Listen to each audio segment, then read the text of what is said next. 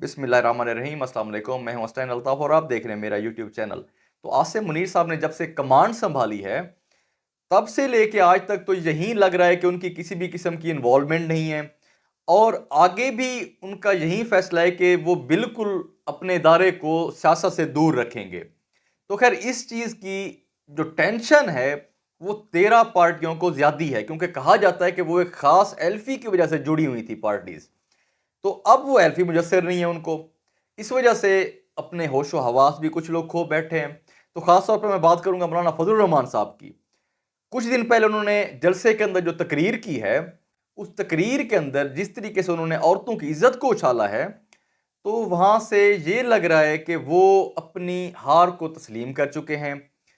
उनको पता चल चुका है कि उनको कामयाबी नहीं मिलनी, उनको पता चल चुका है कि वो इस टाइम हारे हुए इंसान हैं।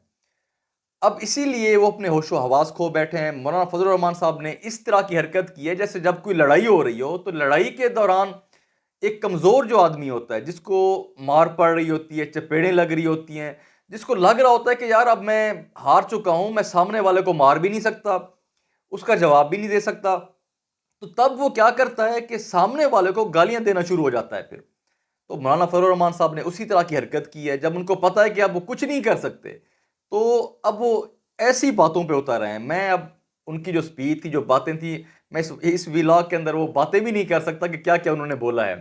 तो बाकी आलम दीन है, क्या कह सकते हैं ऐसे बंदों को।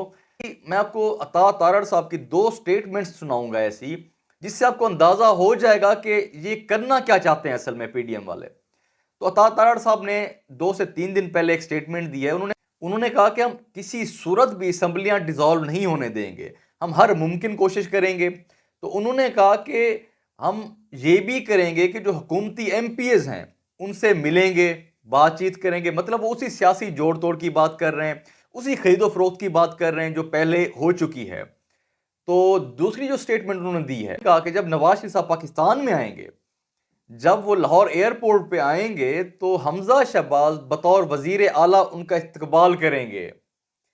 तो इस चीज को समझें आप, वो चाहते क्या हैं, उनकी कोशिश है कि किसी तरीके से हुकूमत तब्दील हो जाए, लेकिन वो बिल्कुल भी मुमकिन नहीं है। अब उनके जो 18 एमपीएज हैं वो भी सस्पेंड हो चुके हैं। तो बाकी वो गवर्नर साहब अगर वजीर आला साहब को एतमाद का वोट लेने का कहते हैं, उसमें भी कोई फायदा नहीं होना। तो इसीलिए इनके पास कोई रास्ता तो इस तरह का है नहीं। अब वजीर आला परवेज इलाही साहब बहुत अहम किरदार अदा करेंगे इसमें। अब उनके ऊपर पूरी नजरें हैं कि वो क्या इमरान खान साहब का साथ देते हैं कि नहीं देते।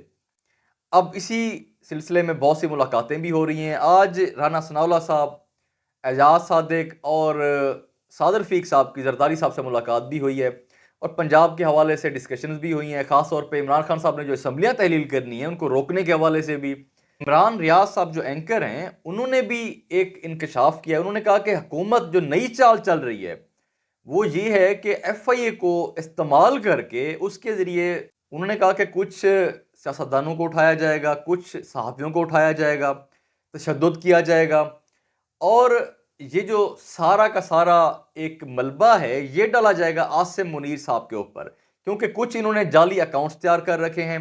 तो जब गिरफ्तारियां होंगी तो उन अकाउंट्स के ज़रिए से आसिम मुनीर साहब को टारगेट किया जाएगा, ताकि जो पीटीआई का सोशल मीडिया है वो इसका हिस्सा बन जाए।